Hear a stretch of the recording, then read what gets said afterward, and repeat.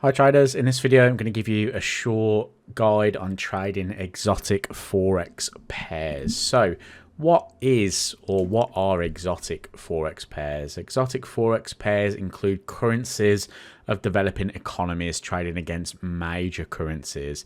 Major currencies we know are like the US dollar, the euro, or even the Japanese yen. Some of the exotic pairs, or those that are from developing economies, are things like the Turkish lira, the South African rand here, Mexican peso, Swedish krona, Singapore dollar. Now, there are some traits that are known by exotic currency pairs. One of those is low liquidity, and that just basically means that they are traded less frequently.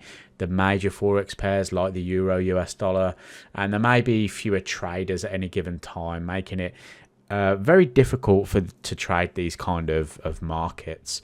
They have wider spreads. They tend to have wider spreads because they have low liquidity and they're traded a lot less. So to compare that to euro, US dollar, it has one of the lowest spreads. Why? Because it's one of the most traded forex pairs, whereas the likes of, if you went to the US dollar versus the Turkish lira, for instance, that would have a wider spread.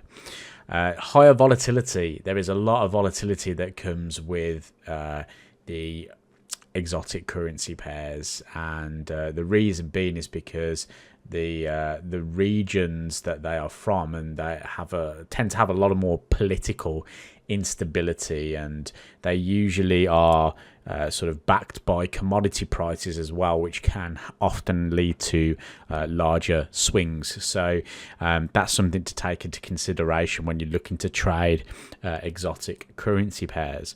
Now, just to kind of come on to the correlations with commodities, here I've got a chart of the dollar peso, which was actually a very good market to trade not too long ago, especially if you look back at the technical sort of Trump trade that there was.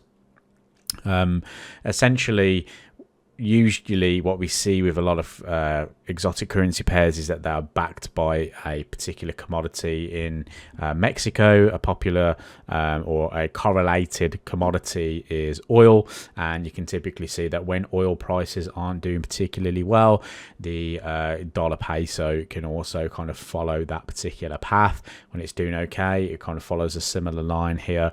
A little bit of a divergence going on at the moment, which is something interesting to consider.